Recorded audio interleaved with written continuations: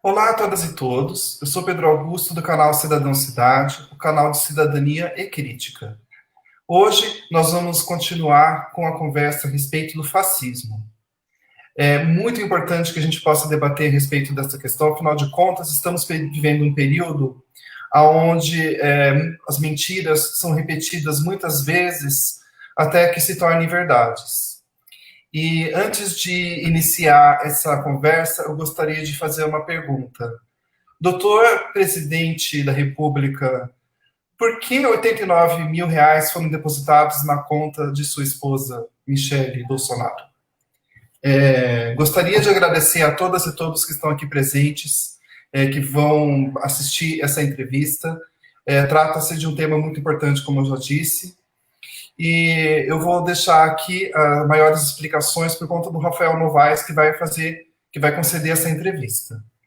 Rafael, eu gostaria de, antes mesmo de iniciar a nossa entrevista, de agradecer a sua presença aqui.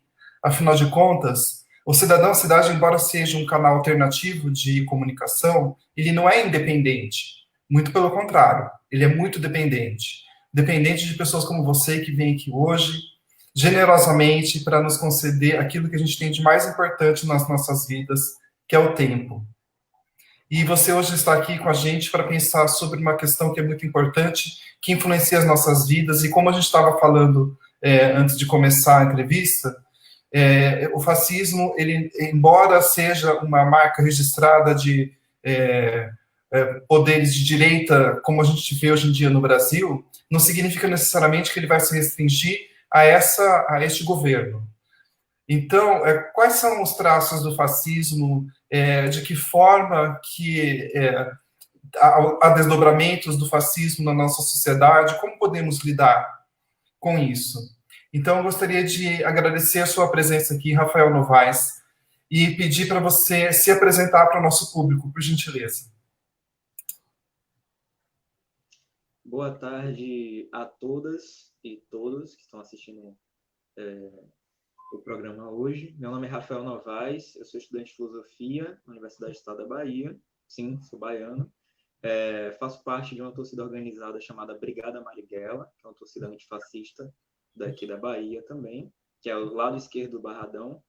Né? Para quem não conhece, o Barradão é o estádio do Vitória. E também faço parte da Coordenação Nacional dos Cristãos contra o Fascismo. Bom, primeiro, a pergunta do momento no Brasil, né? O que é o fascismo? Porque Sim. no Brasil é o único país do mundo que existem alguns tipos de discussão que em outros não existem, que já são coisas simples. A exemplo de anarquismo de direita. Eu já escutei termos assim, anarquismo de direita, anarcocapitalismo. Esse tipo de coisa que só existe no nosso país, né? Pelo menos uma coisa que não é nacional, uma única discussão meio louca que não é nacional é sobre a questão do terraplanismo, né? Mas pelo menos o fascismo é o seguinte: ele foi um regime, né? Uma corrente filosófica no começo do século XX, e sim a filosofia, porque é uma ideia de regime, de sistema, faz parte da filosofia de qualquer forma, mesmo que seja ruim. Existem coisas boas e coisas ruins na filosofia. Ele, só um momento que eu acho que eu estou recebendo uma ligação. Eu recebi uma ligação no meio da live, é assim mesmo, gente. Então, deixa eu até colocar aqui no modo avião para ver se... Pronto. Sim, aí dando continuidade. É um regime que tem traços autoritários, mas a gente tem que tomar muito cuidado com a palavra autoritário, porque tudo hoje é generalizado, então as pessoas têm noções de falar assim, então regimes de esquerda também são autoritários.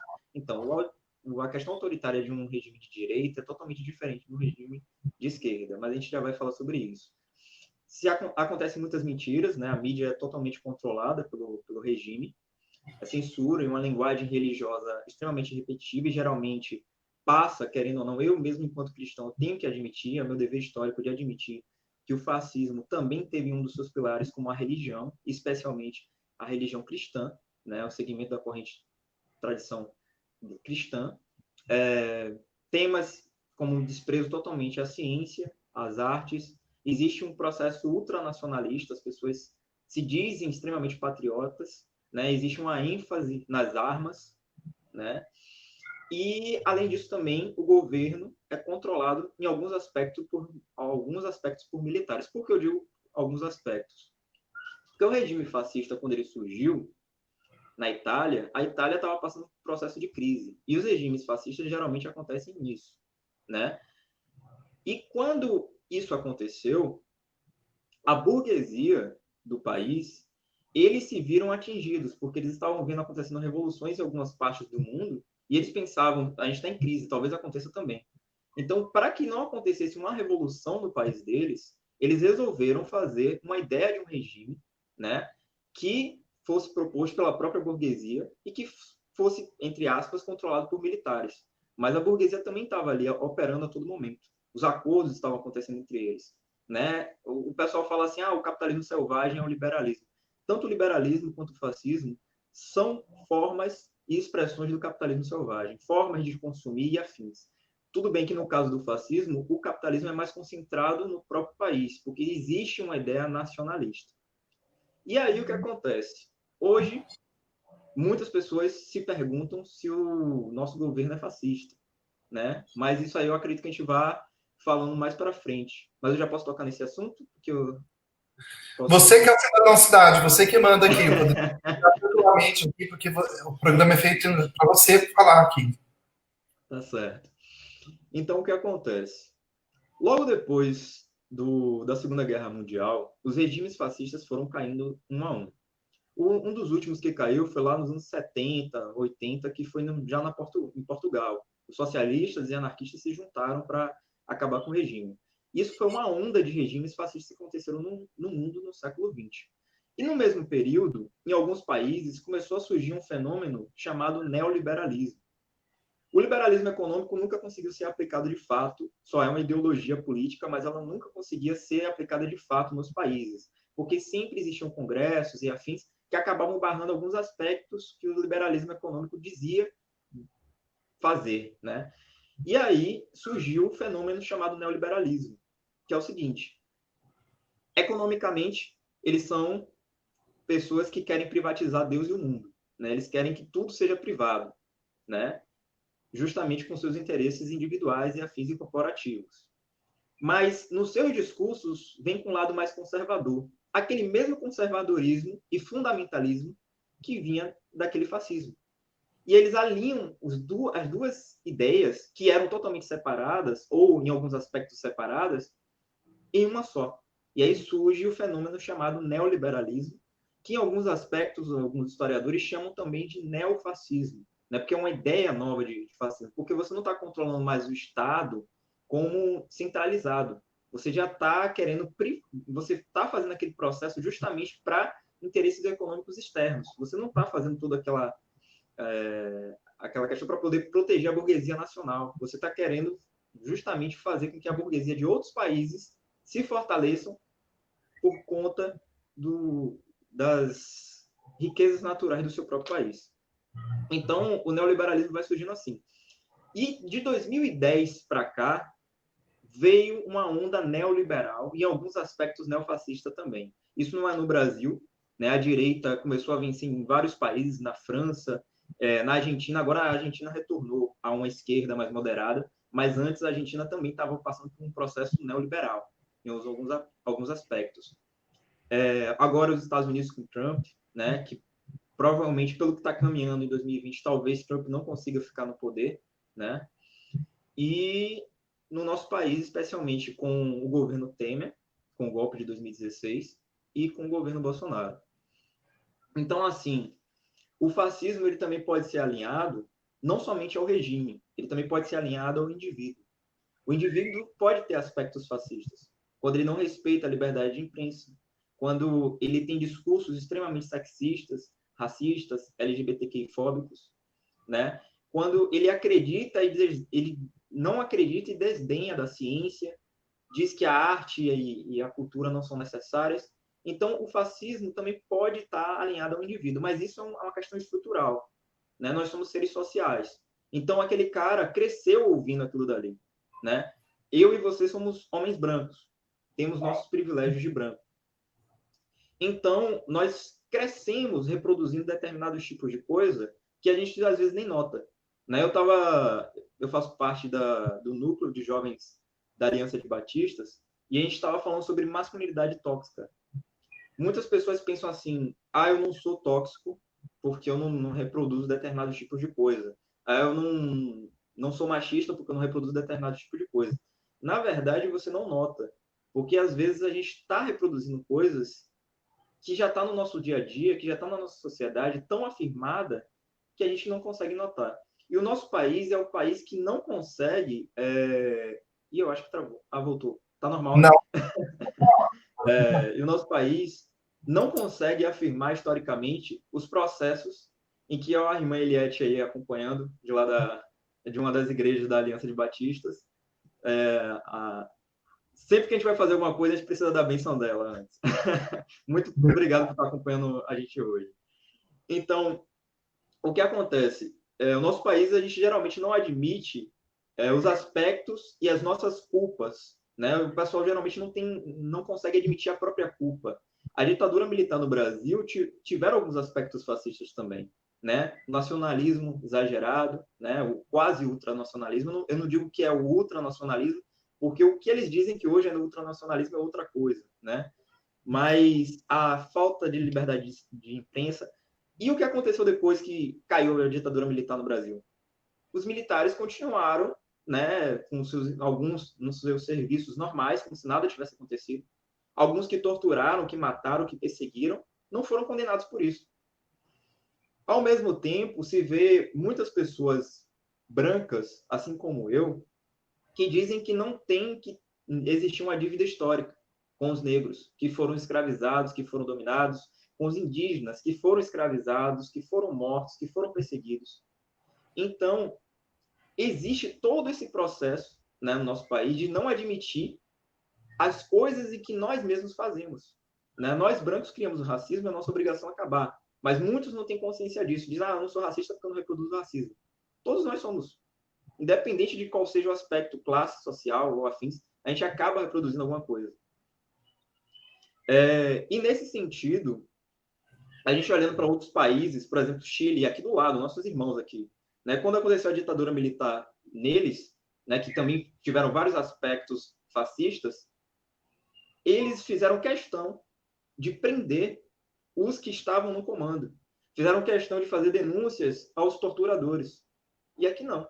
Aqui, torturador é elogiado no Congresso Nacional, né?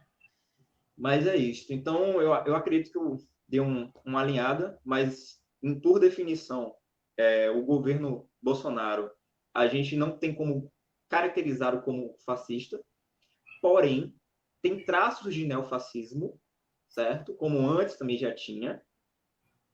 Ele, enquanto definição, enquanto fala, quando diz algumas coisas como eu tive 4 filhos, mas quando foi para o 5º eu tive uma fraqueza e acabei tendo uma mulher. Isso é um discurso extremamente sexista, né? Então, quando ele diz alguns tipos de falas assim, o pessoal caracteriza como conservadorismo, mas isso não é conservadorismo. Isso só pode ser alinhado a uma ideia fascista. Só que o governo dele é um governo neoliberal, um governo que não tem compromisso nenhum nacional, um governo que não tem compromisso nenhum patriótico, que só tem interesses econômicos fora daqui. Se ele for nacionalista, é nacionalista dos Estados Unidos, né? Com ideias de privatização, com ideias de conservadorismo. Né? É um cara que bate continência para a bandeira dos Estados Unidos. Mas é isso. Então, eu encerro minha fala agora. Assim, é interessante porque fala Brasil acima de tudo, né? Então, só que Deus acima de todos. E por si só, essa frase, ela já tem algum problema. Afinal de contas, se é o Brasil acima de tudo, Deus acima de todos, quem que está acima de quem, sabe? Brasil, Deus, fica uma coisa meio confusa. E sem falar que, como você falou, né, ele bate continência para a bandeira dos Estados Unidos. Então, afinal de contas, que Brasil é esse que é acima de tudo, que de repente os Estados Unidos passam a ser a meca dele, né? Então é interessante isso, é uma contradição. Então, você tem um presidente, por exemplo, que trata o jornalismo como ele vem tratando, né? Da maneira como ele vem tratando, são traços. Então, se você acredita que é exagero dizer que tem traços de neofascismo no governo atual, é só você colocar a própria atitude dele quando é confrontado, e você comparar com outros presidentes que necessariamente nem foram tão bons, como você tem, por exemplo, o Collor de Mello, tinha uma atitude melhor em relação à imprensa do que ele, por exemplo. Então, gostaria só de... Eu sei que eu não sou entrevistado aqui, mas eu só... Não, é um diálogo. Então, É. é isso daí mesmo. E tiveram outros presidentes que receberam confrontos maiores, né, como até o próprio FHC, né, ele também recebeu vários confrontos talvez maiores do que o atual presidente. E a gente tem que falar atual ou nosso presidente, porque a gente não é o PSDB, né, para não admitir quem é o nosso presidente. Né? Porque o PSDB, quando Dilma foi eleita, eles começaram a dizer que aquilo dali era um golpe, que não era o presidente dele, então a gente não é o PSDB. A gente tem que admitir que, democraticamente, boa parte do país elegeu o atual presidente. Só que, ao mesmo tempo, a gente não pode dizer que os 51 milhões de pessoas, 56 milhões de pessoas que votaram em Bolsonaro, eles são fascistas. Porque aí a gente vai estar entrando em uma contradição atrás da outra.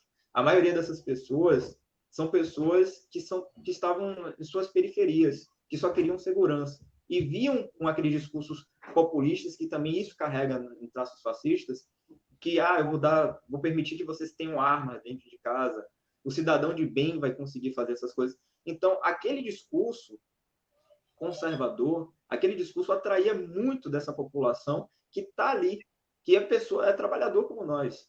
Né? Então, a gente não deve apontar o dedo para ele, para a nossa tia que votou em Bolsonaro, e dizer que ela é fascista por conta disso. Mesmo que ela tenha alguns traços, isso foi uma construção social que ela passou. E nós devemos dialogar diariamente com ela. Porque, caso contrário, a gente vai cometer erros. E a gente vai conseguir eleger, talvez, não em 2022, um governo de esquerda, né, que tente acabar com esses desmontes da educação, da saúde, trabalhista. Né? Talvez o que aconteça, se a gente ficar reproduzindo, dizendo que todo mundo que votou em Bolsonaro é fascista, seja que em 2022 não seja a esquerda contra a direita, mas sim a direita contra a própria direita. Um Whindersson da vida enfrentando um Dória. Não talvez um Bolsonaro, uma expressão, a burguesia talvez não se sinta mais à vontade com o Bolsonaro da vida, mas sim com o Dória da vida, que tem discursos similares, mas eu consigo ver o Dória como um Bolsonaro de Kashmir, sabe? Aquele Bolsonaro que fala em francês, aquele Bolsonaro que estudou em escolas caríssimas, né? Que tem um nome, né? Não é aquele Bolsonaro que veio de uma classe média, mas sim um que veio já na elite. Já o Whindersson, ele é muito mais similar, né? O governador do Rio de Janeiro é muito mais similar ao Bolsonaro em alguns aspectos. É um cara que sobe helicóptero e manda atirar nas pessoas na favela. Aí o pessoal fala assim, mas tinha traficante, mas também tinha criança ali. Né? Então, qual é a contradição da realidade que você está falando? Enfim.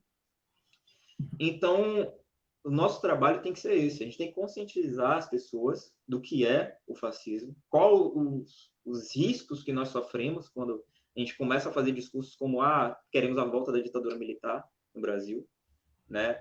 E apresentar essas contradições, mas nunca com um olhar, né, como o próprio Emicida falou no Roda Viva, a gente nunca deve ir com um olhar de superior, como se nós fôssemos os intelectuais e as pessoas que estão votando nele não têm nenhum tipo de conhecimento. Pelo contrário, tem muitas dessas pessoas que votaram nele que têm doutorado, que têm mestrado, e existem outros tipos de conhecimento que a gente não consegue adquirir na academia. Tem conhecimento que é de vida mesmo, né? Tem alguns tipos de conhecimento que a gente só consegue durante toda a vida. Chama sabedoria. Mas é isto.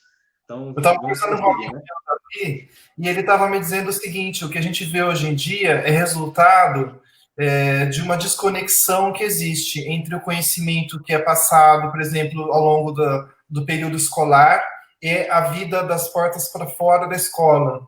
Então, enquanto a gente não conseguir conectar a possibilidade de crítica, a possibilidade de ver historicamente, socialmente, politicamente o mundo nas escolas com o mundo de fora, enquanto parecer que aquilo que está sendo passado ali é só um conteúdo para meramente passar em provas e tirar nota, a gente vai ter esse tipo de realidade. E é uma pena, porque, afinal de contas, se houvesse uma formação social, política de fato, seria possível perceber, por exemplo, que a violência simbólica ela pode se tornar uma violência prática. Então, não é apenas assim, é só o jeito dele falar. Não, é o jeito dele falar que vai chegar aos ouvidos de outras pessoas que entendem que estão liberadas para praticar o quê? Violência, em nome do que o próprio presidente da República está falando, né? Então, existe uma desconexão entre o ensino e a prática dele, né? Então, é uma coisa que, infelizmente, a gente vê o resultado de hoje. O que a falta de uma educação de qualidade não faz para a população, né? Exatamente. Eu vou falar um pouco mais do meu lugar de fala, né, da filosofia. A filosofia no Brasil, ela nunca foi obrigatória, né? Ela foi obrigatória entre aspas no governo Lula, a partir de 2007, né? Mas ainda assim demorou muito para ter implementação, né? E aí depois com o governo Temer ela se tornou optativa de novo. Se a gente for olhar na maioria das escolas técnicas, os meninos eles pegam filosofia por 2 anos. Na maioria das escolas técnicas, eles pegam filosofia por 2 anos. História, eles pegam por 8 anos. Mas quando eles chegam na história, no caso do século XX, já está no terceiro ano. O menino já quer, ou terceiro, desculpa, terceiro para quarto ano, porque são 4 anos do técnico, né? A pessoa já está querendo sair da escola porque ele tem uma noção de escola, não como um local de aprendizado, mas um local de obrigação de estar ali, né? Em alguns aspectos, a escola carrega esse tipo de modelo. E, nesse sentido, ele já pensa assim, eu já estou com 18 anos, eu vou ter que trabalhar. E aí ele cresce a vida inteira pensando que o trabalho é ruim, porque os pais chegam em casa falando que o trabalho é ruim, porque as condições de trabalho dos pais eram ruins, né? E aí ele passa por todas essas contradições e aí ele vai parar para poder estudar. Pelo contrário, em alguns aspectos ele vai acabar desistindo daquele estudo. Ou só vai estar estudando para realmente passar, como você mesmo disse. Então, a filosofia, mesmo existindo o curso há mais de 75 anos aqui no Brasil, né, surgiu primeiro na USP, São Paulo, ainda assim não era obrigatório, só era a nível superior. E a história também, em alguns momentos, também não é obrigatória. E agora, com a nova BNCC, né, que foi aplicada, a história também não é mais obrigatória. Sociologia sofre mais ainda com isso daí também. Sociologia diminuiu muito mais. Então, como é que a gente vai conseguir trazer com que essas pessoas tenham um pensamento crítico e alinhem aquela teoria à prática diariamente? Como é que aquele menino que só vai ter 2 anos de filosofia, talvez, se tiver professor, e se a escola estiver ofertando filosofia, como é que a gente vai discutir sobre ética com ele? O que é o que é a ética, né? O que é a ideologia, o que é fascismo, o que é comunismo, o que é socialismo, né? Então, a maioria deles vai acabar saindo e reproduzindo e vão encontrar alicerces no YouTube, né? Eles vão carregar achando que o YouTube é a forma, porque encontra vídeos muito mais práticos, né? De 5, 10 minutos, não é o professor ali de 50 minutos interagindo com ele, mas sim um cara mais legal, mais descolado, entre aspas, por 30 minutos falando, e ali ele vai saber toda a construção teórica e crítica dele, né? Então, existem todos esses aspectos. Mas, enfim, pode prosseguir. Uma das características do fascismo é a tentativa de manipulação dos fatos históricos. O cristianismo tem sido vítima dessa distorção atualmente, quer dizer, a utilização do cristianismo, assim, montando quase como um Frankenstein, né? Pega uma parte aqui, pega outra parte ali, pega uma aqui, junta e sai um Deus acima de todos. Exatamente. O cristianismo ele sempre passou por distorções e manipulações de fato. Um exemplo é o embranquecimento de Jesus, né? A instituição, quando começou a surgir, de repente aquele grupo de pessoas que era perseguido se tornou os que estavam perseguindo outras pessoas. Aquele grupo de pessoas que eram mortos pelo Estado, porque eram seguidores de Cristo lá no século I, século II e III, de repente se tornaram o próprio Estado. A partir do século IV e V, a Roma percebeu que era muito mais fácil governar se a gente tivesse apenas um Deus do que vários deuses. Porque em Roma tinha pessoas que eram politeístas e pessoas que eram monoteístas. Então era muito mais fácil ter um rei e um Deus. Então, era muito mais fácil controlar aquele grupo.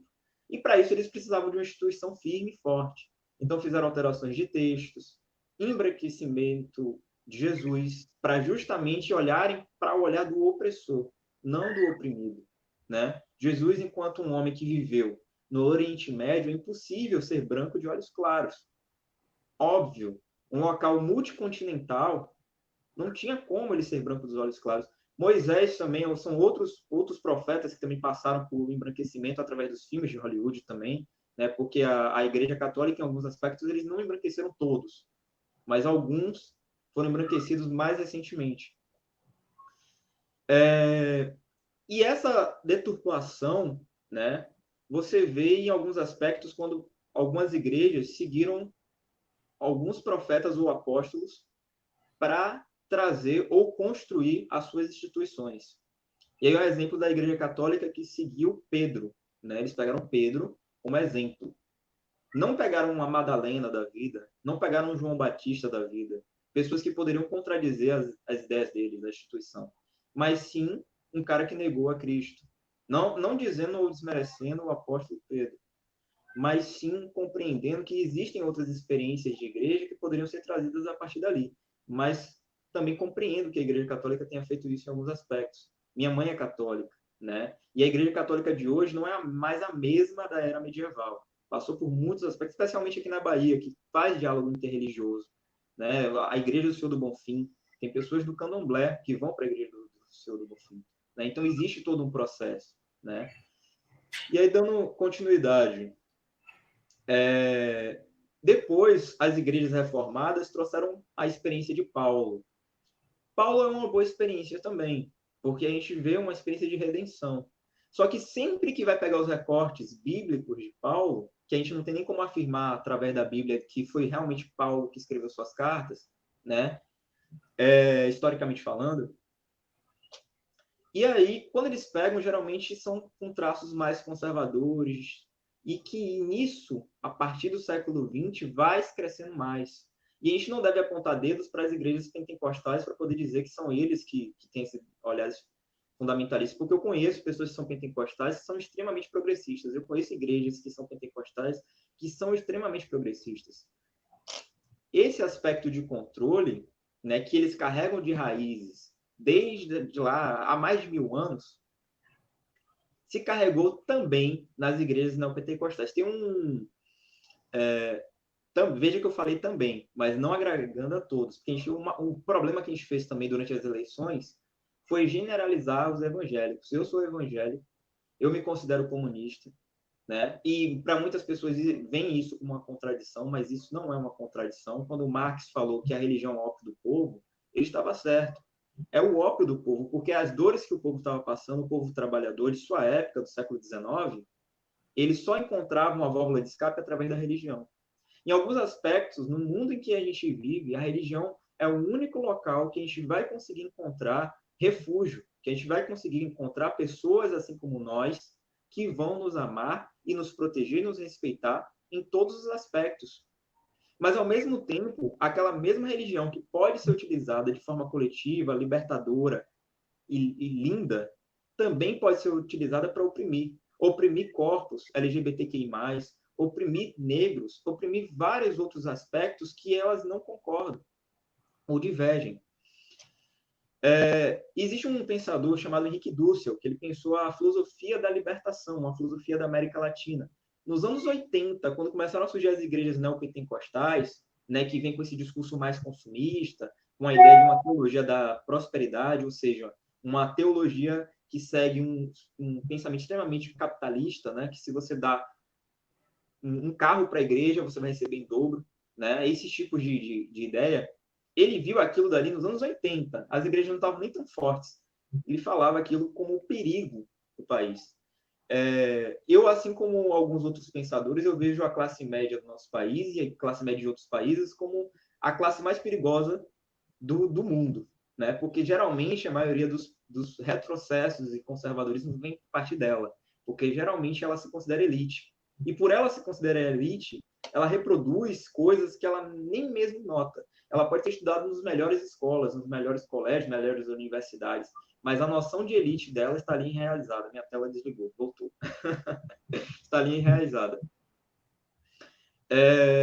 E esse discurso neopentecostal foi tomando um espaço em que a esquerda, que tinha assumido o debate com as igrejas nos anos 80, nos anos 70, porque, sim, as igrejas também foram fundamentais para combater a própria ditadura militar, que, em alguns aspectos, outras igrejas e instituições apoiaram, e tiveram igrejas que estiveram nas trincheiras.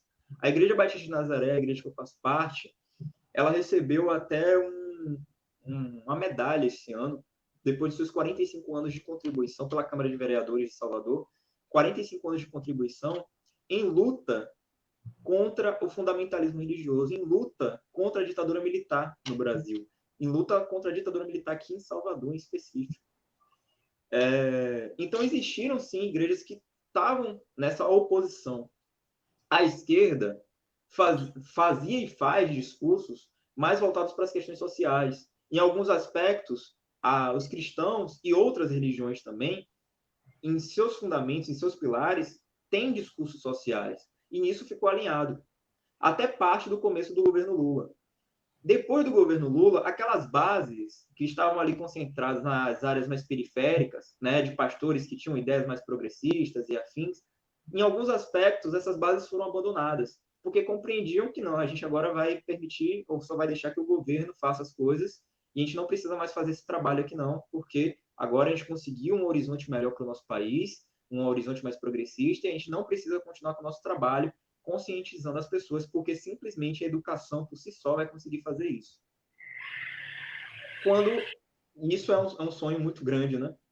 Mas aí as igrejas mais neopentecostais, não agradando a todas, viam um espaço em aberto de disputa política.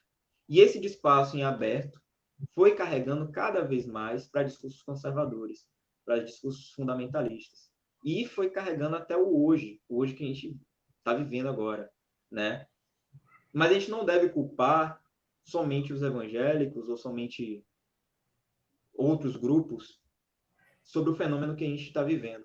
A gente tem que também olhar para a nossa própria culpa, porque quando Bolsonaro começou a fazer seus discursos, a gente tratava como piada. A gente devia ter tratado desde o começo como um alerta, porque aquele tipo de discurso é muito fantasioso, é muito bonito, é muito, né? Como o próprio Engenheiro do Havaí, o fascismo fascinante deixa a gente ignorante e fascinada, né? Então as pessoas começaram a se fascinar por aquele discurso. E aí veio aquela facada para concluir o último truque do teatro bolsonarista. Mas eu acredito que durante todos esses meses e agora segundo ano do governo Bolsonaro, a gente está conseguindo cada vez mais, quase segundo ano já, né? A gente está conseguindo cada vez mais mostrar as contradições do governo dele. Muitas pessoas que o apoiavam, até pessoas que estão na grande mídia que o apoiavam, deixaram de apoiar, né? Mas ainda assim a gente não deve se enganar com essas pessoas. A gente tem que continuar com o nosso trabalho, porque cada pessoa importa. Mas é isso. Pode prosseguir. O fascismo tem uma das suas características que as pessoas muitas delas não estarem conscientes, não terem consciência de que se trata de fascismo. Eu penso assim numa comparação meio esdrúxula, já aviso. Mas, por exemplo, um relacionamento abusivo, a pessoa geralmente que é alvo desse relacionamento abusivo não tem consciência. Ela acha que aquilo é o melhor que ela pode ter. Então, o fato da gente estar vivendo um governo neofascismo se marca, inclusive, por uma grande parte da população não reconhecer isso. E, inclusive, dá para ele, conceder a ele mérito de conquistas que não são dele, como, por exemplo, o fato de ter o auxílio de R$ 600 e não de 200. Então, é a manipulação das coisas assim de uma tal forma que faz com que as pessoas neguem, inclusive, certas questões, como que eu vou aproveitar o gancho do que a gente está conversando aqui para fazer uma pergunta para você aqui, olha. Pode-se observar um movimento anticientífico e negacionista que estimula várias pessoas a se negarem a adotar medidas sanitárias que atualmente podem significar colocar vidas em risco, né? Como, por exemplo, você se negar a utilizar máscara, por exemplo, ou então criticar as pessoas que ousam adotar essas medidas sanitárias.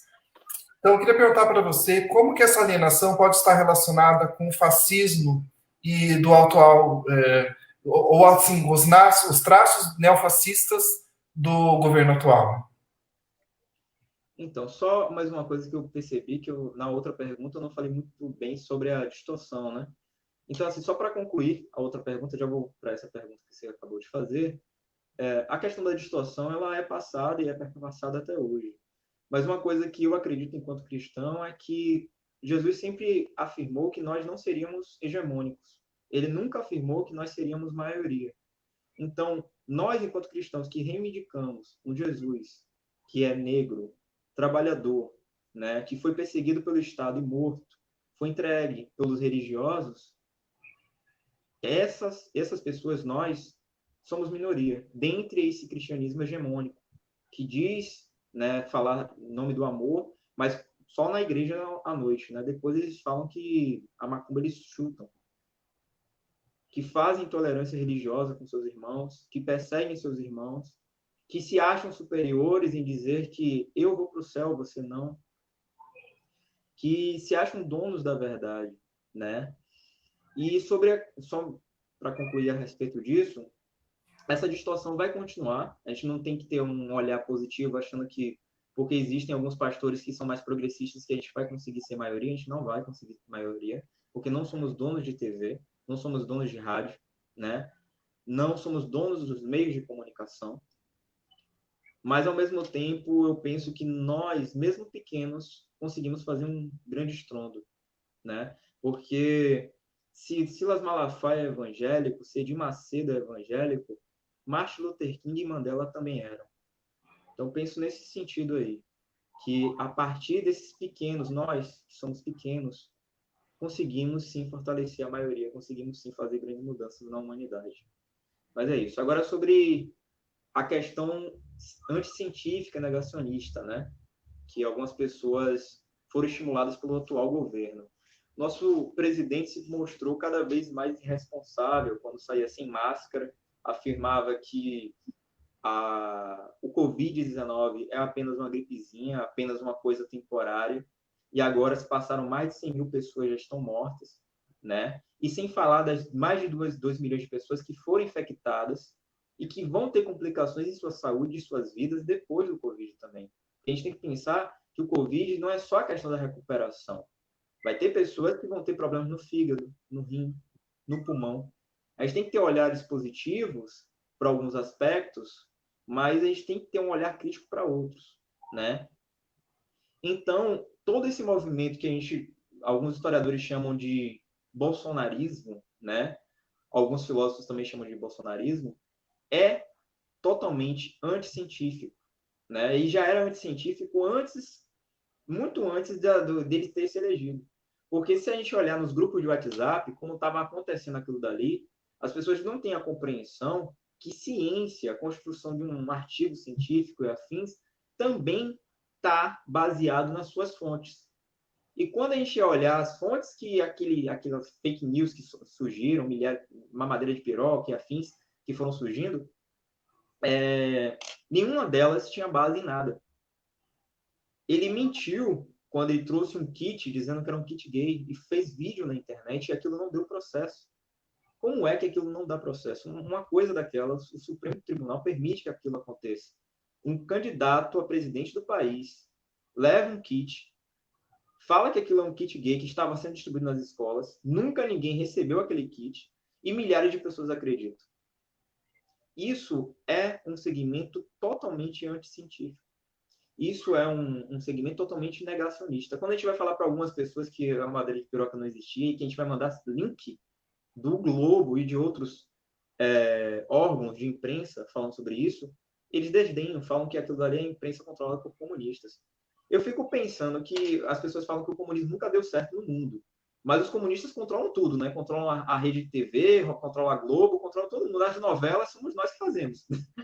Mas, enfim, e o jornal também. O jornal Hoje, né? O dono é totalmente comunista. Deve ser filiado ao Partido Comunista Chinês. Mas, enfim. E isso perpassa, sim, pelo processo de alienação, por justamente as escolas em que aquelas pessoas cresceram, né? Não agregando a todos, porque algumas dessas pessoas que são negacionistas e anticientíficas são pessoas que estudaram nas melhores escolas. Mas se a gente for olhar na perspectiva da maioria, eu estudei a vida toda em colégio público. E eu tenho noção de que é chegar na sala de aula e não ter professor, entendeu? Então, muitos de nós acabam criando até um pouco de raiva, né, desses ditos como cientistas. E esse processo vai acarretando cada vez mais negar tudo e todos que estão falando. E aí vem aquele olhar mais conspiracionista, né, dizendo que o homem não foi à Lua, que toda a guerra espacial não existiu. Começa a surgir várias ideias de conspiração e nisso vai alinhado com um olhar mais conservador. E isso não é uma coisa nova, e não especialmente no nosso país. Existem países que se dizem de primeiro mundo, a gente tem que pensar o que é país de primeiro mundo, como os Estados Unidos, que existem pessoas que estavam saindo sem máscara. Existem pessoas que estavam saindo sem máscara e se aglomerando em nome de Trump. Em alguns aspectos, o que nós passamos é um pouco similar ao que os Estados Unidos passam. Porque, ao mesmo tempo, o fascismo, ou o neofascismo, e o neoliberalismo, eles apontam um inimigo em comum. O fascismo apontava o inimigo em comum como as minorias, os negros, os LGBTs, né? As minorias eram o seu inimigo em comum.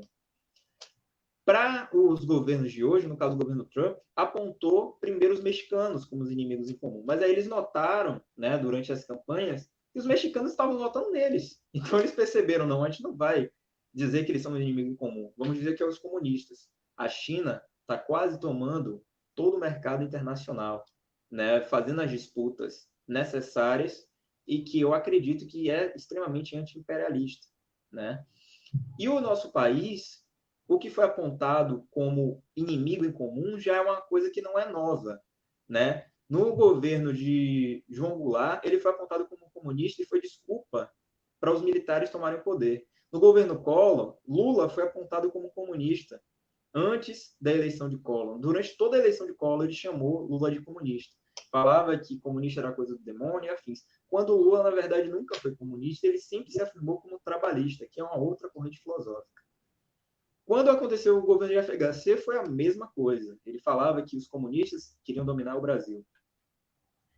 Quando aconteceu as eleições de Aécio apontava o dedo na cara de Dilma e falava que ela era comunista e corrupta. Então, esse discurso anticorrupção, esse discurso anticomunista já é uma coisa nova. Mas as contradições, não é uma coisa nova, mas as contradições estão sendo apresentadas cada vez mais. As pessoas estão vendo que esse cara que falava que não era a favor da corrupção sempre mamou nas tetas do governo há mais de 30 anos, né?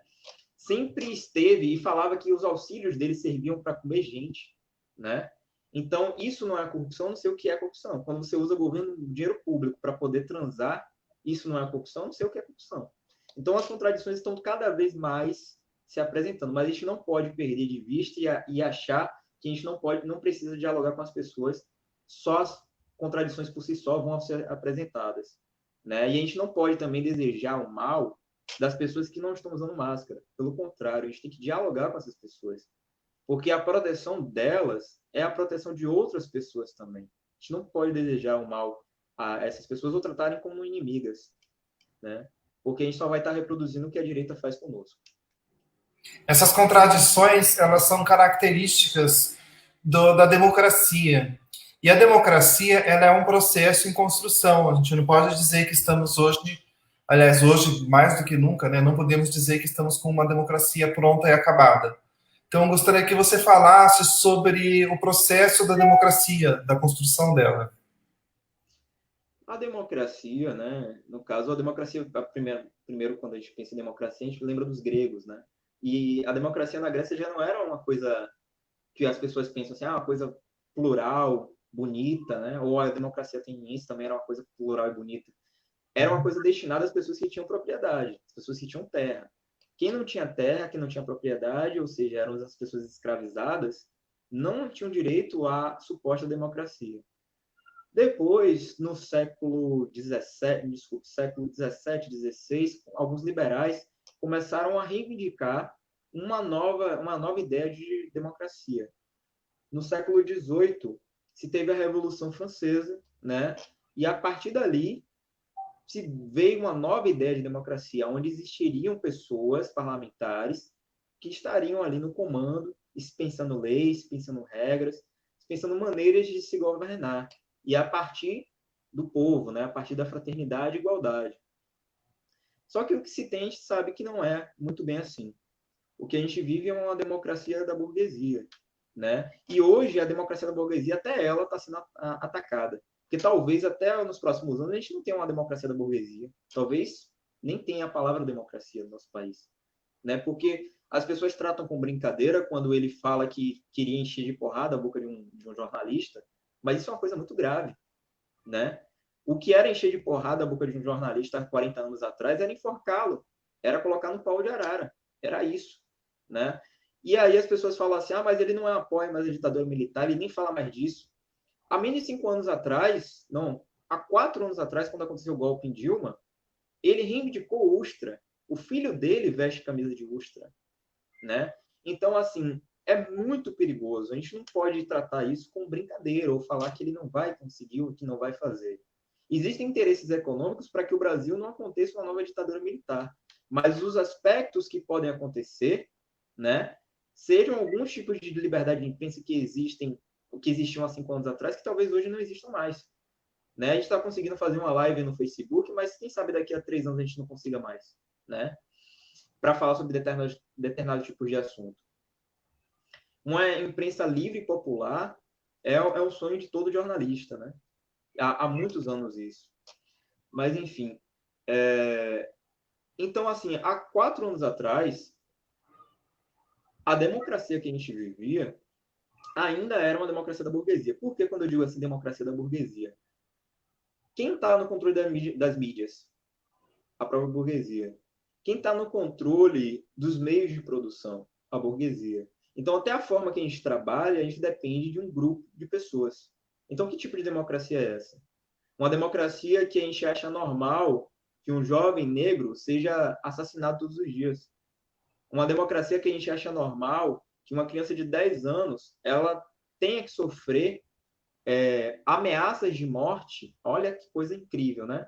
Porque elas tinham acabado de sofrer um abuso sexual.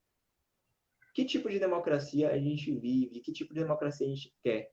Né? A gente tem que pensar em uma democracia que seja feita pelo povo e para o povo. Não por controle ou interesses internacionais ou nacionais, de empresas ou corporações, mas sim do povo. E sim, mesmo que a gente passe por uma democracia burguesa, é um processo construtivo. Porque mesmo que a gente esteja nesse tipo de democracia, ainda assim é um processo construtivo. E a nossa democracia era muito jovem. Só tem 30 anos. Não tem... Comparado a outros países, a gente é novinho, né? Se for para o lado de democracia, né? Então, é isso. E nosso país nunca também foi acostumado a votar, né? Geralmente, até nos anos 80, quando começaram a ter alguns tipos de votação, mesmo durante a ditadura militar, que não foram os militares que concederam, e sim o povo que estava nas ruas, que fizeram manifestações, que quebrou o pau e que estava certo, pedindo por direta já a partir daquilo dali, que a gente começou a votar. Votava para governador, né, para alguns aspectos na política, mas o presidente ainda era escolhido pelos militares, né? E hoje, se a gente for olhar, os nossos ministérios nunca estiveram com tantos militares quanto há 30 anos atrás, há mais de 30 anos atrás, né? Tem muitos militares no poder, né? Nos ministérios, nas secretarias.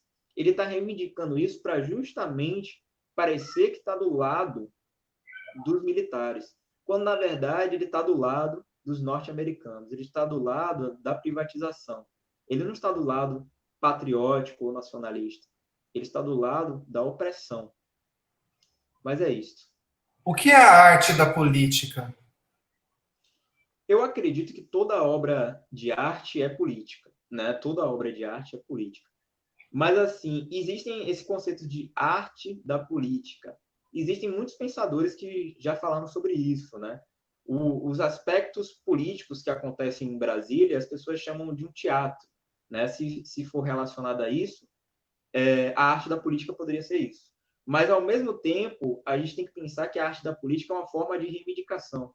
Porque, por exemplo, quando aconteciam os movimentos Tropicália, movimento Gilberto Gil, né, que foram perseguidos e afins, aquela expressão artística foi essencial para trazer uma conscientização para o povo. Aquela expressão artística foi essencial para conseguir fazer uma forma combativa para aquele governo. E eles conseguiam fazer aquilo não de uma forma explícita, né? Eles conseguiam fazer músicas, né, que agradassem até os próprios militares, para passar pelo Congresso e eles não perceberem o quanto aquela música era crítica para eles mesmos. Então, hoje, eu acredito que a arte da política ela é extremamente necessária e ela está em todos os aspectos também. Né? O rap é uma coisa que dominou muito bem isso, mas existem outros estilos musicais que também estão vindo com esse olhar mais crítico e especialmente para o nosso atual governo. Né? Mas a arte em si, ela já é política, é uma expressão política. O pessoal falando assim, mas você está querendo denominar a minha arte como política e afins. Um dos maiores artistas da humanidade, que tinha muitos complexos e afins, que é o Van Gogh, até ele mesmo dizia que o que ele faz, a expressão de arte dele, é uma expressão política também. Mesmo que ele não se envolvesse com a política diretamente, ele entendia que a forma de expressão dele, a forma em que ele traduzia sua arte, era uma expressão política. E na época que ele morreu, ele não era famoso. Ele só se tornou famoso depois. Então, ele deixou esse mundo, né, para se tornar uma lenda. Mas é isso. Existe o risco do termo fascista ser utilizado em excesso e perder o seu sentido, ou este pode se modificar e expandir o seu sentido ao longo da história? Existe o risco do termo fascista ser utilizado em excesso? Eu acredito que não. Porque, assim, as pessoas falam que nós chamamos a FHC de fascista, mas foram pequenos grupos que chamaram a FHC de fascista. FHC, o Estado em que, por exemplo, eu estou dando exemplo dos anos 90, tá? Antes da gente vir para Bolsonaro, ou vir para o hoje. No período do FHC, muitas pessoas chamaram ele de fascista, mas não foi um grupo tão grande ou expressivo. E aquela expressão, aquele termo que foi utilizado, não foram utilizados muitas vezes. E se a gente for olhar, todo Estado burguês, ou Estado capitalista, hoje, quase todo, existe algum tipo de traço fascista. Mesmo que a gente tenha um governo de esquerda no comando, ainda assim tem aquele traço. Né? Porque isso vem da própria burguesia, isso é uma forma de controle que a burguesia encontra para nos dominar, para nos oprimir. A exemplo da forma que a polícia, a estrutura. Vejam bem quando eu estou falando a estrutura da polícia. Não estou apontando para o dedo para a cara de um policial e dizendo que ele é fascista, não. Pelo contrário. O policial é trabalhador, igual a você, igual a mim, igual a qualquer pessoa que esteja assistindo hoje. Mas a estrutura em que a polícia se comporta, militarizada, colocando opressão na mente daqueles policiais, a forma em que a polícia se comporta quando invade uma favela e sai atirando, isso é um traço. E independente de qual fosse o governo que passou nos últimos 20 anos, esse traço continuou. E se fortaleceu ainda mais nos últimos 4 anos. Né? Porque nosso atual presidente disse que daria carta branca para a polícia atirar. O governador do Rio de Janeiro sobe em helicóptero e diz que é para atirar nas pessoas. Né? E, inclusive, até alguns governadores falam que quando um policial mata uma pessoa, fere uma pessoa, sendo que o policial está ali para proteger, servir, não matar, não ser utilizado como instrumento de assassinato. Né? Eles falam que ele estava de frente para o gol, era um jogador que estava de frente para o gol, chutou e foi gol. Então, esse aspecto está em todos os estados do Brasil e em vários estados no mundo também. Porque a onda fascista foi tão grande que acabou afetando vários países que estavam em processo de desenvolvimento capitalista. Né? Então, existem esses traços. Mas, ao mesmo tempo, a gente tem que compreender, como eu estava falando, que o fascismo é como se funcionasse, como o Baum diz, líquido. Né? É como se fosse um processo líquido. Ele vai se remodelando e se encaixando em novas formas de governo. Por esse motivo que a gente chama de neofascismo e neoliberalismo. Né? Porque no aspecto econômico não é mais o mesmo fascismo de 100 anos atrás. Né? A gente não pode dizer que é. Porque qual é o projeto nacional que ele está fazendo? Qual o projeto de ideia de uma nova fortalecimento de uma burguesia nacional? Ele não está fortalecendo a burguesia nacional. Pelo contrário. Né? A burguesia nacional está faturando para caramba durante essa pandemia. Está sendo lucrativo para caramba para eles as pessoas morrendo. Porque as pessoas estão comprando medicamentos, as pessoas estão ficando em casa e comprando muitos alimentos. Né? Está sendo extremamente positivo para eles. Só que ainda assim, o nosso governo não tem nenhum tipo de aspecto de desenvolvimento nacional. Se a gente for olhar, o governo mais nacional que a gente teve nos últimos 20 anos foi o governo Lula. Não teve um outro governo que a gente olhasse e falasse assim, não, esse governo foi extremamente nacional. E ser nacional não é uma coisa ruim. A gente tem que entender que a gente não pode perder de vista a ideia do verde e amarelo. O verde e amarelo foi apropriado por essa direita, mas nós temos que reivindicar o verde e amarelo também. Porque o verde e amarelo já foi pintado com sangue por essa direita. Então, eles que dizem que nós nos vestimos de vermelho e saímos das ruas, carregam sangue em suas mãos, né? Então, devemos sim reivindicar o nosso verde e amarelo, porque sim, muito antes de Haddad foi acusado de se apropriar do verde e amarelo, Brizola, quando Brizola e Lula fizeram a campanha em 94 contra a FHC, eles usaram o verde e amarelo porque eles compreendiam que a bandeira do nosso país é extremamente importante. A questão nacional do pré-sal, do nosso petróleo, das nossas empresas estatais, dos correios que agora estão sendo atacados, é extremamente necessário que a gente construa essa ideia, né? Que a gente construa e fortaleça o nosso território nacional. Isso é discurso nacionalista. O discurso ultranacionalista só está vindo como uma desculpa para mascarar o conservadorismo que sempre esteve ali naquelas pessoas. Esse discurso nacionalista só está vindo para poder mascarar o racismo, a LGBTQI-fobia e o machismo que sempre esteve entranhado na nossa sociedade.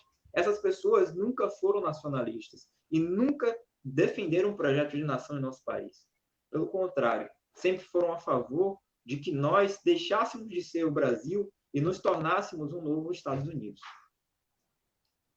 Eu gostaria de, a respeito do machismo, recuperar uma fala da Manuela Dávila, numa entrevista, que ela disse o seguinte: o machismo é como uma grande piscina. As pessoas estão, algumas com o pé, algumas até o joelho, algumas estão completamente submersas. Então, o mesmo pode se falar sobre machismo, sobre racismo, o mesmo pode falar sobre LGBTQ-fobia. Ah, mas você é gay. Sim, é possível ser gay e ser um gay LGBT-fóbico. Inclusive porque dentro dos próprios padrões que existem de comportamento, padrões de corpos, padrões de mentalidade que são passados como superiores dentro da população LGBT, existe uma reprodução desse machismo, desse patriarcado, que são partes da nossa cultura. Então, para a gente poder desmascarar um discurso falso, a gente precisa fazer o quê? Construir um discurso baseado naquilo que a gente observa do mundo, de uma forma honesta, de uma forma sincera, e conversar com as pessoas, saber dialogar, como você disse, né? Eu gostaria de fazer que hoje houve uma pequena alteração aqui da sequência da dica cultural do Cidadão Cidade, a gente deixou para agora. Eu gostaria de iniciar aqui a dica dizendo o seguinte: Henri Bugalho, minha especialidade no Natar, como o bolsonarismo tomou conta do Brasil. Um sensacional compilado de artigos que nos ajudam a, pelo menos, tentar entender por que escolhemos um governo tão desgovernado como o do, aspas, mito. Com escrita direta e clara, assunto atual essencial, conteúdo histórico e participação de Dom Dirce, o livro acaba de ganhar lugar cativo na minha biblioteca. Lido em um dia apenas, não consegui soltá-lo antes de ver o último ponto final. Andrea Maris. Então, Rafael, você tem uma dica cultural para poder passar para a gente? Como eu faço parte da inscrição contra o fascismo, a gente fez uns cards bem didáticos, né, sobre o que é o fascismo. Entendeu? Qualquer pessoa pode ler, qualquer pessoa pode interagir. Né? Esses cards estão direto da página, tanto no Instagram quanto no Facebook. Na nossa página no Facebook, a gente já está atingindo a 25 mil curtidas, ou seja, a gente consegue notar que existem pessoas que estão contra ou compreendem que os processos democráticos são essenciais para o nosso país, né? E que compreendem que o nosso atual governo tem alguns traços, sim, de fascismo e que são cristãos, né? Ou que talvez não sejam cristãos, mas se identificam com o cristianismo ou já seguiram alguma tradição cristã, né? Então tá lá na página, e também tem um filme chamado A Onda. Eu acho um filme bem didático, explica sobre algumas lógicas do que é o fascismo, de como ele se comporta, de como o discurso é popular, de como ele consegue atrair diversas pessoas, e como essas pessoas começam a ser negacionistas, começam a seguir alguns tipos de lógica sexista, machista e afins, e começam a se tornar extremamente agressivas com seus companheiros, né? Se achando superiores a eles. Então, eu recomendo essas duas coisas, que eu acho muito importante, né? E também curta lá a nossa página lá dos Cristãos contra o Fascismo, e no Instagram também nos sigam. Eu depois vou deixar aqui nos comentários um destaque para as pessoas que vierem assistir, para ficar a um clique de distância e facilitar a comunicação, tá? O filme A Onda, inclusive, é bem interessante porque quando você assiste, antes assim de quando as pessoas que têm um certo esclarecimento a respeito do fascismo, por exemplo, fala, eu jamais seria fascista, né? Desta água eu jamais beberei. Quando a gente assiste o filme A Onda, é possível perceber quais são as possibilidades de manipulação, que é sim possível você se ver ou ver pessoas conhecidas que você aposta que jamais seriam fascistas, tendo comportamentos considerados como fascistas. É muito interessante isso. Tem uma pergunta aqui, olha, do Magrão Percussionista, que inclusive, Magrão, eu não esqueci da nossa entrevista não, viu? O Magrão Percussionista é uma figura muito assim, importante aqui da cultura aqui da cidade de Campinas, tá? E aqui, olha, até que ponto você acha que a religião será benéfica dentro da política em tempos atuais com seus dogmas? Não seria uma pseudo-trava do pensamento de uma sociedade que quer liberdade? Eu compreendo quando eu, enquanto estudante de filosofia, mais de 90% do curso é ou ateu ou é agnóstico, né? Então, quando eu atualmente no quinto semestre de filosofia, quando eu entrei em filosofia eu era agnóstico. E quando eu comecei a entrar em contato com os filósofos da era medieval e alguns até contemporâneos também, a minha visão de mundo começou a mudar. Porque a partir da religião é possível também. A religião é utilizada como instrumento há anos, séculos e milênios, com dominação, escravidão e outras coisas monstruosas na sociedade. Mas a partir da religião é possível nos libertar também. É possível, a partir da religião, a gente conseguir quebrar as correntes que nos seguram. É possível, a partir da religião, a gente conseguir construir um mundo novo, né? Porque se a gente for olhar, a partir de todas as religiões, existem uma coisa em comum. Fala-se sobre amor, sobre igualdade, sobre equidade. Fala sobre essas questões. E a partir disso é possível a gente construir diálogos interreligiosos. A partir disso é possível a gente construir questões que a gente consegue agradar todos na sociedade. Aí você pergunta sobre até que ponto você acha que a religião será benéfica. Eu acredito que, e outra coisa, deixa eu ver aqui, dentro da política em tempos atuais. Então, nós dos cristãos contra o fascismo terão, não no meu caso, mas terão algumas candidaturas em alguns estados. Esse discurso fundamentalista de alguns cristãos está em todas as áreas, né? Tanto é que a gente tem uma bancada da Bíblia. São 150 pessoas que se falam em nome de Deus, mas como o próprio Emicida diz, falam em nome de Deus, mas parecem mais o diabo, né? Porque estão com discursos extremamente consumistas, individualistas e afins. E isso não aparece e não se apresenta nem um pouco com Jesus negro perseguido de Nazaré. Não se parece nem um pouco com esse Jesus. Então, quando a gente faz oposição a eles, não é para a gente reproduzir ou ser, como eu já escutei alguns falando, que alguns pastores estavam se comportando como o Silas Malafaia da esquerda, né? Ou o Edir Macedo da esquerda.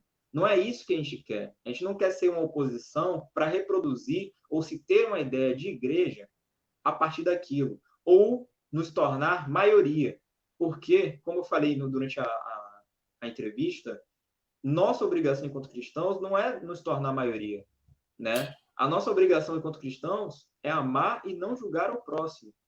E é a partir disso que a gente tem que fazer oposição a essas ideias. Mostrar que Jesus nunca andaria com essa galerinha da bancada da Bíblia.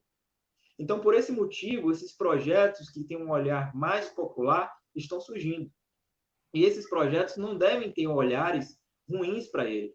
Porque, assim, eu, enquanto esquerda, enquanto comunista, eu apanho da esquerda por ser cristão.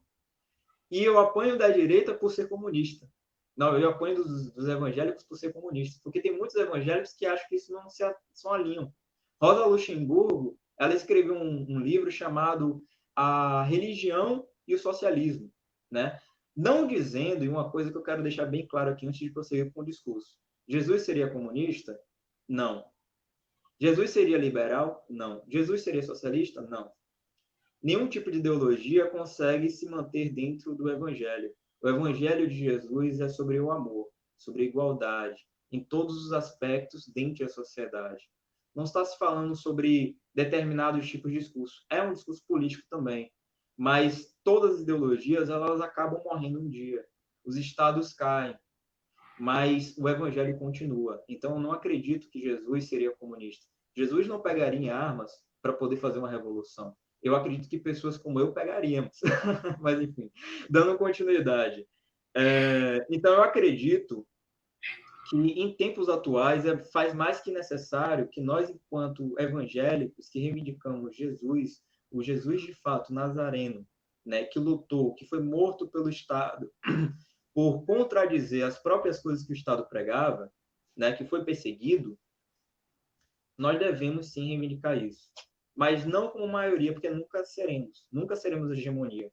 O discurso hegemônico é muito mais forte. Esse discurso conservador é muito mais forte, mas estamos aqui para combatê-lo.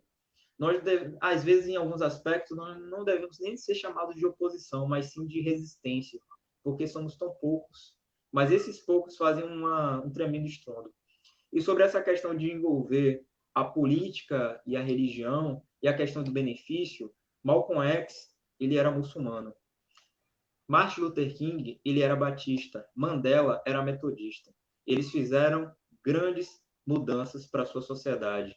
Eles fizeram grandes revoluções expressivas para a sociedade. Podem não ter sido revoluções estruturais, mas graças a eles, graças aos caminhos que eles trilharam, a nossa sociedade é um pouco melhor do que era no período em que eles viveram. Ele comentou mais uma coisa, que Jesus é comunista sim, comunista que luta pela justiça do seu povo. Eu acredito que, assim como o pastor Henrique Vieira, ele disse que Jesus seria um ativista dos direitos humanos. Eu penso assim também. Ele seria um grande ativista dos direitos humanos. Eu, enquanto comunista, não veria ele como comunista, mas veria como um grande ativista dos direitos humanos, um homem revolucionário ao seu tempo, que escutou. Você consegue imaginar em uma sociedade hebraica, uma sociedade judaica, um homem aceitar ser sustentado por mulheres?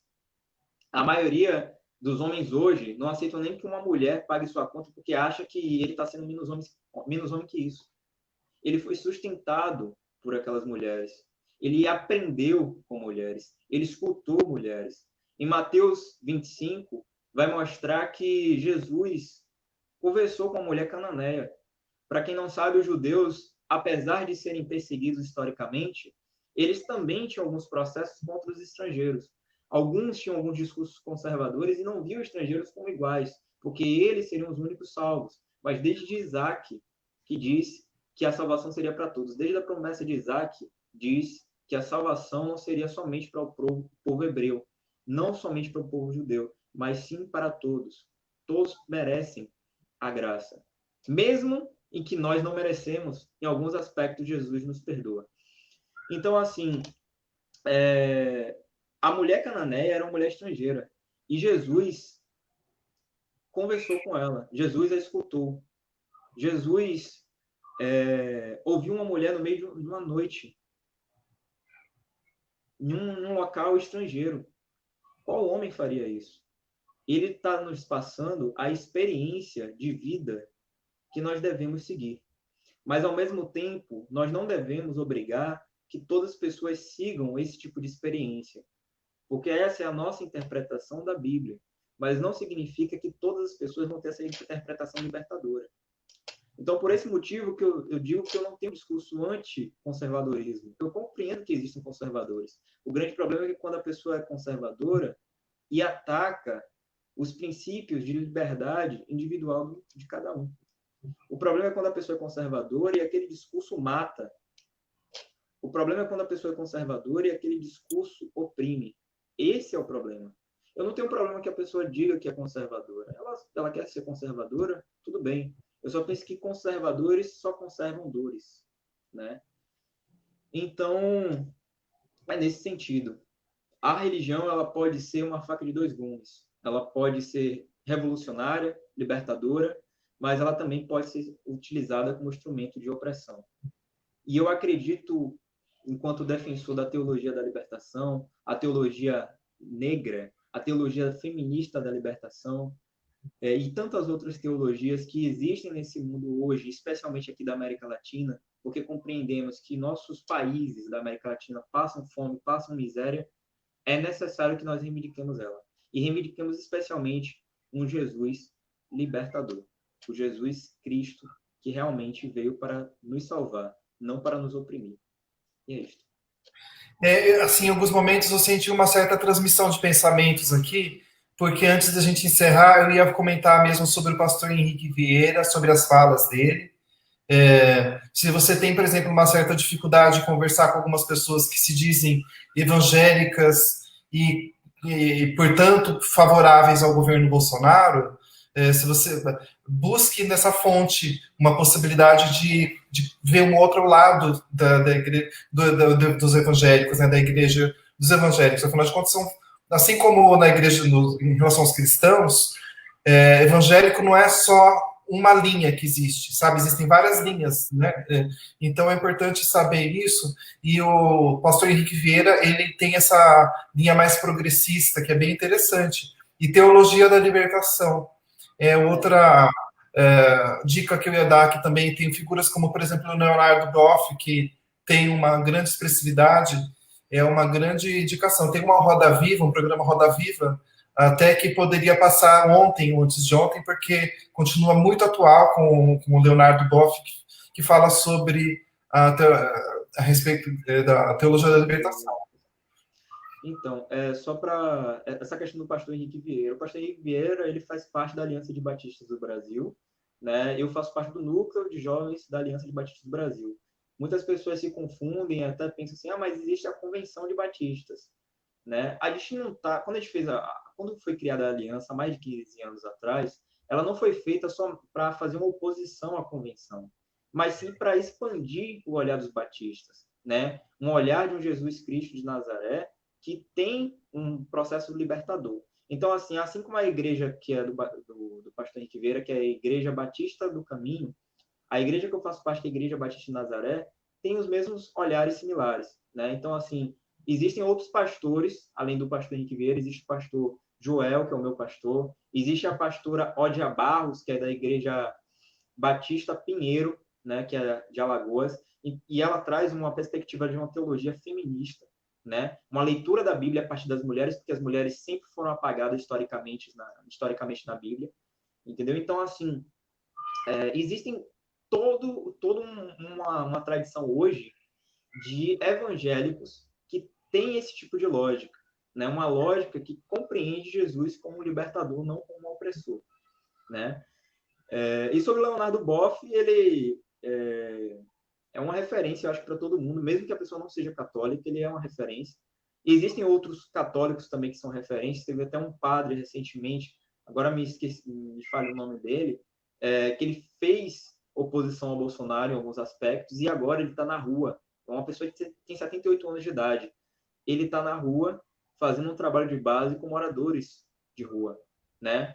Fazendo um trabalho de base excelente. E ele é um padre que fala contra a LGBTQI-fobia porque ele entende que isso é pecado. Por que LGBTQI-fobia, racismo são pecados? Porque você está oprimindo, você está julgando. E o que está dizendo no Novo Testamento é não julgai ao próximo, né? Mas é isto.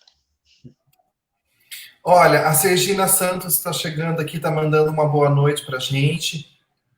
Muito obrigado, Sergina. você está chegando aqui agora, mas a gente está encerrando a entrevista, mas a entrevista ela vai permanecer aqui na sua íntegra, tá? Então não se preocupe. Você vai poder assisti-la toda e eu vou pedir, inclusive, a ajuda aqui sua, do Magrão, da Eliette Cavalcante, no sentido de acompanhar aqui as entrevistas do Cidadão Cidade e possivelmente compartilhar já é uma ajuda, sabe?